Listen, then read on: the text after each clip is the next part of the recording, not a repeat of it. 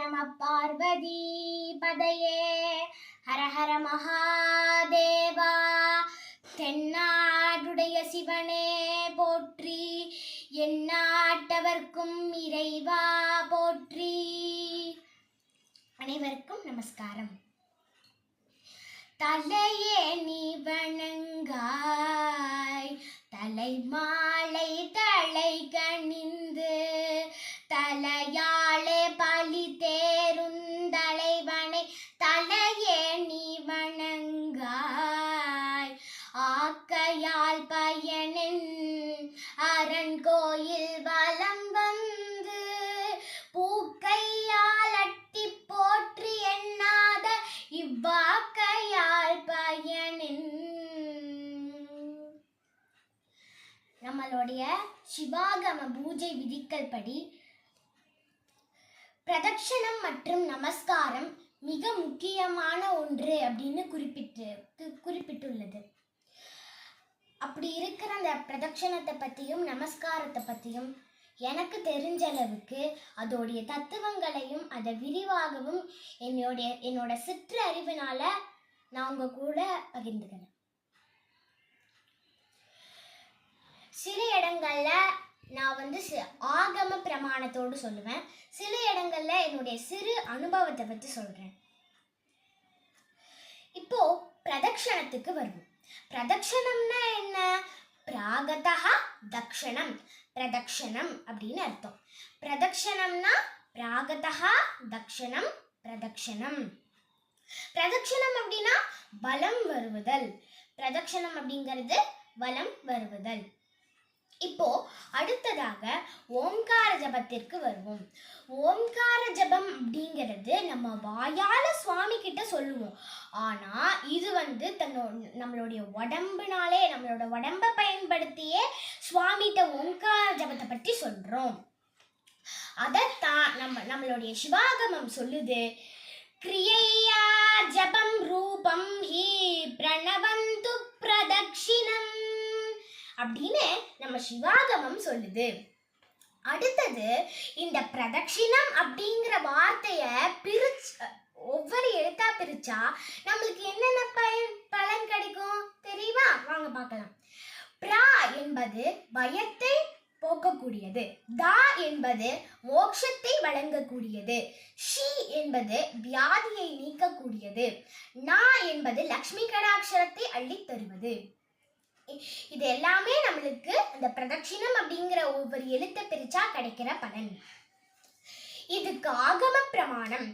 பிரச்சினத்தி பயம் சர்வம் தகாரோ மோக்ஷ சித்திதஹ சிகாராத் க்ஷீயதே ரோகஹ நகாராம் ஸ்ரீ பிரதாயகம் பிரதக்ஷிணார்ண சம்யோகாத் பிரதக்ஷிணமிது ஸ்மிருதம் அப்படின்னு நம்மளுடைய சிவாகமம் சொல்லுது. அடுத்தது வலம் இடம் என்பதை பற்றி பார்ப்போம். வலம் அப்படின்னா தர்மம், இடம் அப்படின்னா அதர்மம். நம்ம வலது பக்கமா பிரதட்சணம் பண்றது, வலது பக்கமா நம்ம பிரதட்சணம் பண்ணணும். வலது பக்கமா பிரதட்சணம் பண்ணா ஒரு சுவாமிக்கு ஒரு மரியாதை, ஒரு வலது பக்கமா பிரதட்சணம் பண்ணா சிவபெருமானுக்கு ஒரு மரியாதை அப்படின்னு கிடையாது. ஆனா அதுக்குள்ள ஒரு நுட்பமான விஷயம் இருக்கு. வலது பக்கமா நம்ம சுத்தி வந்தோம்னா அது தர்மம், இடது பக்கமா நாம சுத்தி வந்தோம்னா அது அதர்மம்.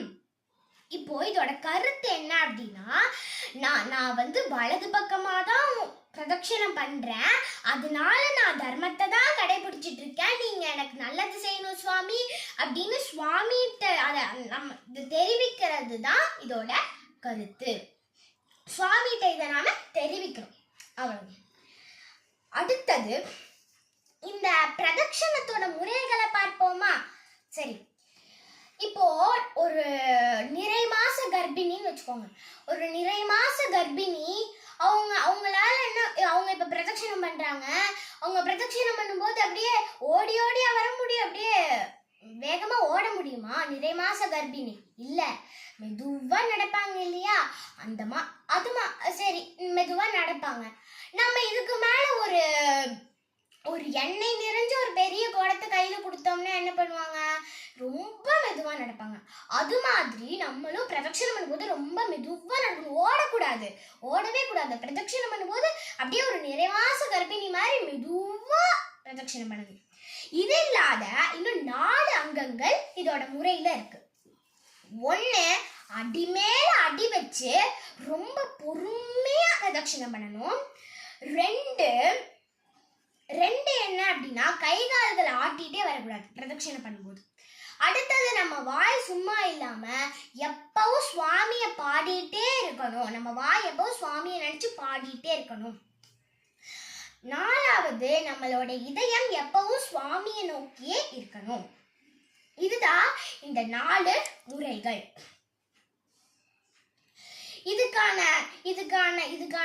இதுக்கான ஸ்லோகம் என்ன தெரியுமா? ஆசன்ன பிரசவா நாரி தைல பூர்ணம் யதாகடம் பஹந்தி சனகைர்யாதி ததா குர்யாத் பிரதக்ஷிணம்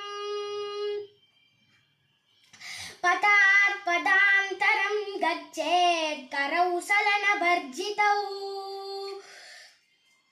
ஸ்துதிர்வாசா ஹ்ருதி தியானம் சதுரங்கம் பிரதக்ஷிணம் என்கிறது சிவாகமம்.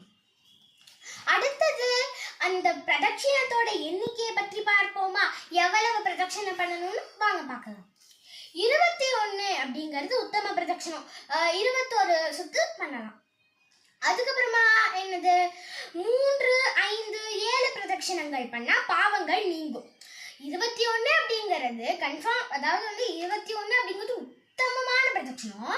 அப்படி 3, 5, 7 பண்ணா பல பாவங்கள் நம்மிடமிருந்து நீங்கும். இதுக்கு ஆகம பிரமாணம் என்ன தெரியுமா?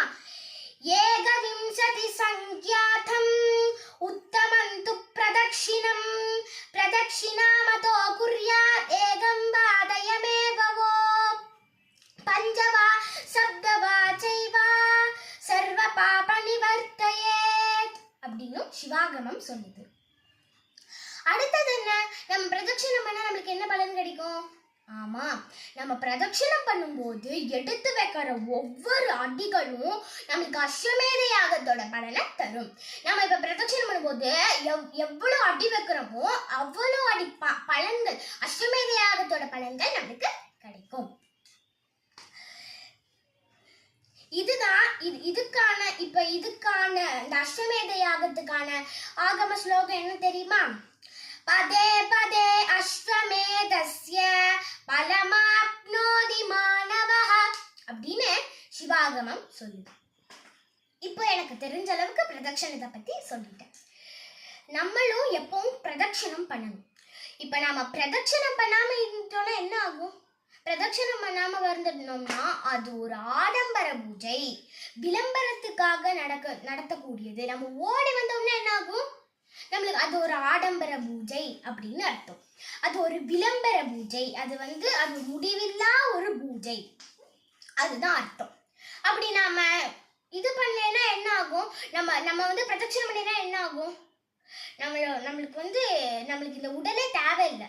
நம்மளுக்கு வந்து பிரதட்சணம் பண்ணினா நம்மளுக்கு எதுக்கு இந்த உடல் தேவையில்லைல? அதைத்தான் அப்பர் சுவாமிகள் தன்னுடைய திருமுறையில சொல்லியிருக்கார்.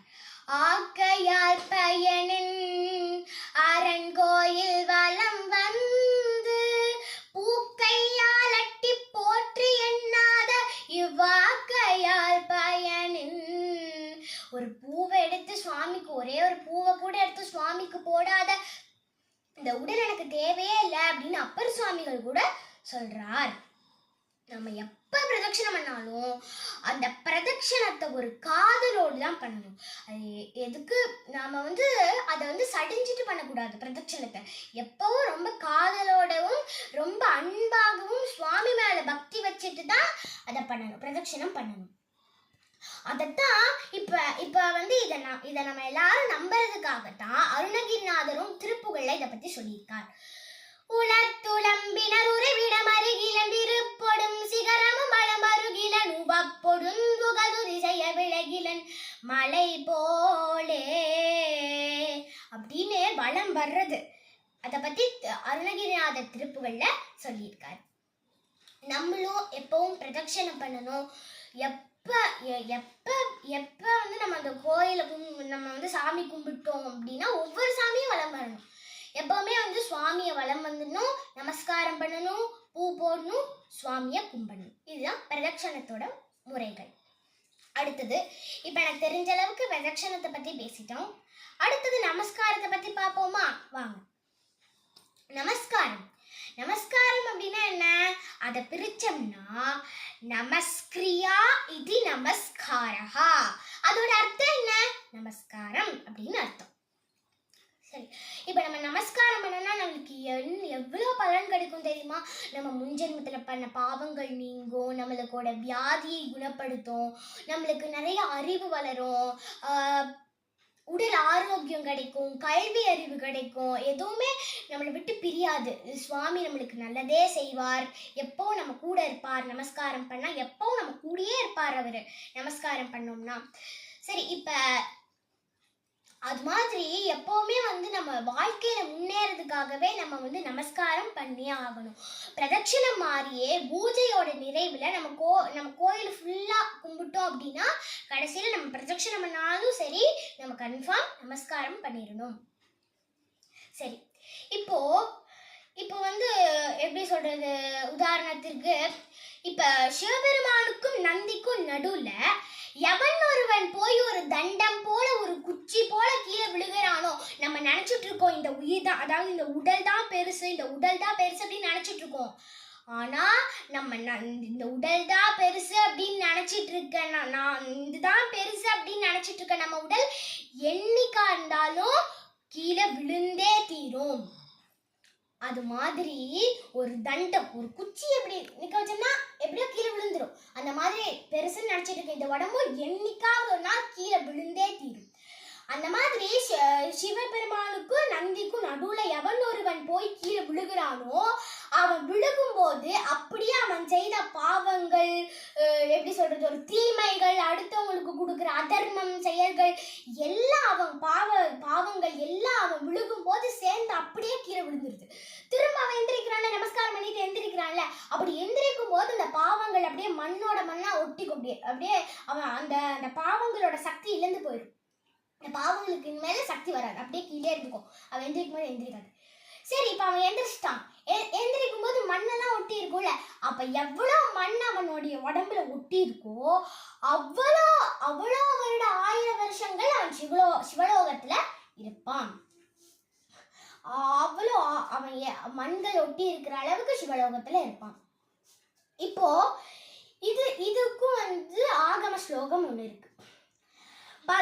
பசுபதே ரக்ரே தண்டவத்பதிதோ புவி பகந்தி பாதகா சர்வேணோ திஷ்டந்தி புனர்ச்சஹ தேஹே சம்சக்தரே நூனா யாவத் சங்யாப்பி கன்யதே தாவத்ரவிஷ்ட சகஸ்ராணி சிவலோகே மஹீயதே அப்படின்னு சிவாகமம் சொல்லுது. இப்ப நமஸ்காரங்களுடைய டைப்ஸ், நமஸ்காரங்களோட பல விதங்களை பார்க்கலாமா? வாங்க. அஷ்டாங்க நமஸ்காரம் முதல்ல தான். அஷ்டாங்க நமஸ்காரம் அப்படிங்கிறது ஆண்கள் பண்ணக்கூடியது. அஷ்டாங்க நமஸ்காரம் அப்படிங்கிறது ஆண்கள் பண்ணக்கூடியது. எதெல்லாம் வச்சு அஷ்டாங்க நமஸ்காரம் பண்ணலாம்? வாக்கு, மார்பு, தலை, கண்ணு, கால், கை, தோள், அப்புறமா தலை, இந்த மாதிரியானவை இவைகளால் நமஸ்காரப்படுவது அஷ்டாங்க நமஸ்காரம் அப்படின்னு சொல்லப்படுது. இதுக்கு ஆகம பிரமாணம் என்ன தெரியுமா? உரசா சிரசா விருஷ்டி பஜசா மனசா ததா பாப்யம் தோர்பியம் பாணிப்யம் பிராணமோ அஷ்டங்கமீரிதம் அப்படின்னு சிவாகமம் சொல்லுது. அப்போ இந்த அஷ்டாங்க நமஸ்காரத்தை ஆண்கள் மட்டும்தான் செய்யணும். அடுத்தது பஞ்சாங்க நமஸ்காரம். பஞ்சாங்க நமஸ்காரத்தை பெண்கள் செய்யலாம். எவைகளை கொண்டு? தலையை கொண்டு, கைகளை கொண்டு, முழங்கால்களை கொண்டு பண்ணலாம். அதுவும் பெண்கள் மட்டும்தான் இந்த மூன்று அங்கங்களை கொண்டு பண்ண வேண்டும் பஞ்சாங்க நமஸ்காரம். இதுக்கு ஆகம ஸ்லோகம் என்ன தெரியுமா? சீரோ ஹஸ்தௌ ச வாசூ ச கிருத்வா ஜானுனி சம்ஸ்திதே இதம் பஞ்சாங்கமே போக்தம். இது பஞ்சாங்க நமஸ்காரம். அடுத்தது திரையாங்க நமஸ்காரம். திரையாங்க நமஸ்காரம் அப்படிங்கறத விட அஞ்சலி வந்தனம் அப்படின்னு ஒரு நமஸ்காரம் இருக்கு. அந்த நமஸ்காரம் எப்படி அப்படின்னா, கைகளை வந்து இங்க வச்சுட்டு தலைக்கு மேல தூக்கி இருக்குது. தலைக்கு மேல இப்படி வைக்கிறோம். தலைக்கு மேல இப்படி வச்சு கும்பிடுறதுதான் அஞ்சலி வந்தனம். திரையாங்க அப்படிங்கிறது நெஞ்சுக்கிட்ட வச்சு கும்பிடுறது.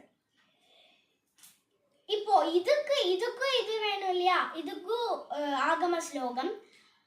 அஸ்தௌ பத்வாது முகுலஹ மூர்த்னிதேஷே நியோஜயேத் த்ரயங்க லக்ஷணம் சைவ அஞ்சலி பரமா முத்ரா கச்சிப்ரம் தேவ பிரசாதினி அப்படின்னு சிவாகமம் சொல்லுது. அடுத்தது எண்ணிக்கைகளை பார்ப்போமா? இப்ப பிரதட்சணத்துக்கு எண்ணிக்கை பார்த்தோம். இப்ப நமஸ்காரத்துக்கு எண்ணிக்கை பார்க்கலாம். 3, 5, 7, அதுக்கப்புறமா 9 மற்றும் 12. இதுக்கு ஆகம ஸ்லோகத்தை பார்க்கலாம். த்ரீனி பஞ்சாபி சப்தாபி நவத்வாதச சங்க்யயா அப்படின்னு சிவாகமம் சொல்லுது.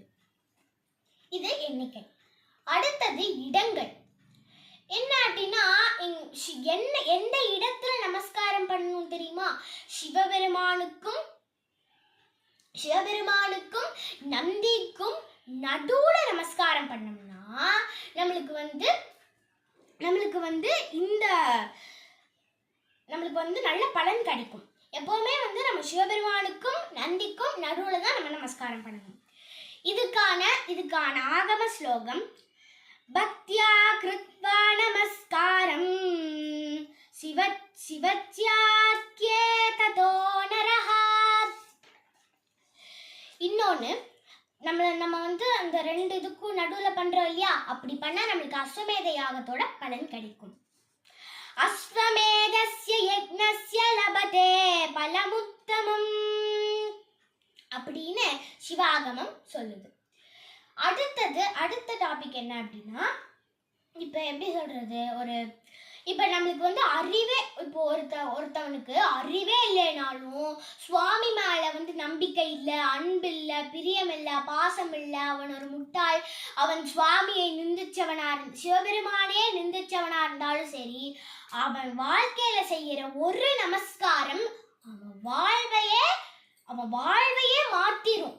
எவ்வளவுதான் இவ்வளவு தீமையாவனா இருந்தாலும் அவன் செய்ய ஒரு நமஸ்காரம் அவன் வாழ்வையே மாத்திரும். அவ்வளவு நல்லவனா தர்மவானா அவன் தேர்ந்தெடுக்கப்படுவான். இதுக்கு ஆகம ஸ்லோகம். பக்திஹீனைர் நரைர் ஜாக்யா ததிபாதி சிவக்ருதா சிவேக்ருதா நமஸ்கிரியா சத்கிருத்வாபி சர்வ பாப ஹரி பவேத் அப்படின்னு சொல்லுது சிவாகமம். நம்ம இது எல்லாத்தையுமே பார்த்துட்டோம். இப்போ நமஸ்காரங்கள்ல எவன் ஒருவன் கைகளை குவிச்சு வந்து சுவாமிகிட்ட வேண்டானோ அவனுக்கு நல்ல அறிவும் நல்லதை செய்வார் சுவாமி. அதுதான் சிவபுராணத்துல கருங்கு விவார் உள்மகிழும் கோண்கழல்கள் வெல்க அப்படின்னு சொல்லியிருக்கு. அதாவது வந்து கைகளை குமிச்சு வேண்டவனுக்கு சுவாமி கருணையை கொடுப்பார், அதாவது நல்லதை கொடுப்பார் சுவாமி. இதுதான் இங்க இடத்துல சொல்லப்பட்டிருக்கு. அடுத்தது, இப்ப இந்த நமஸ்காரம் அப்படிங்கிறது நம்மளுக்கு 2 மலர் இருக்காமா. நம்ம வாழ்க்கையில 2 மலர் இருக்கு. ஒண்ணு கைமலர், இப்படி வச்சு கும்பிடுறோம் இல்லையா? அப்ப வந்து இப்படி வச்சு சுவாமி இப்படி கும்பிடி கண்ணை மூடும் போது இப்படி வந்து வைக்கும் போதே நம்ம இதயத்துல இருந்து ஒரு மலர் பூக்குமாமா. இது ஒரு மலர், இது ஒரு மலர், 2 மலர் இருக்குமாமா. இதயத்துல இருந்து ஒரு மலர், கைகள் இப்படி வச்சோன்னு இதயத்துல இருந்து சுவாமி அப்படியே மகிழ்வாராமா. நம்ம நமஸ்காரம் பண்ணும்போது சுவாமி அப்படியே நம்ம இதயத்துல இருந்தும் நம்மளோட மனசுல இருந்தும் அப்படியே மகிழ்வாராமா. ரொம்ப சந்தோஷமா ஆனந்தமா இருக்குமாமா. அதுதான் கரமலர் மொட்டிட்டு இருதய மலர, நம்மளோட இதயத்துல இருந்து அவர் மலர்வார். இதுதான் நமஸ்காரத்தோட பெருமைகள். எனக்கு தெரிஞ்ச அளவுக்கு நான் பிரதட்சணத்தை பற்றியும் நமஸ்காரத்தை பற்றியும் என்னுடைய ரொம்ப சிற்றறிவினால சொல்லியிருக்கேன். நான் இப்போ பிரதட்சணத்தை பற்றியும் நமஸ்காரத்தை பற்றியும் சொன்னதில் ஏதாவது தவறுகள் இருந்ததுன்னா பெரியவர்கள் மன்னித்தருள வேண்டுகிறேன். அதுக்கப்புறமா எனக்கு இந்த வாய்ப்பை கொடுத்த, எனக்கு இந்த பிரதட்சணம் மற்றும் நமஸ்காரத்தோடைய இந்த தலைப்பு வாய்ப்பை கொடுத்த சிவசக்திகள் குழுவிற்கு மிக்க நன்றி. நான் சொன்னதில் ஏதாவது தவறுகள் இருந்ததுன்னா பெரியவர்கள் மன்னித்தருள வேண்டுகிறேன். நன்றி, வணக்கம்.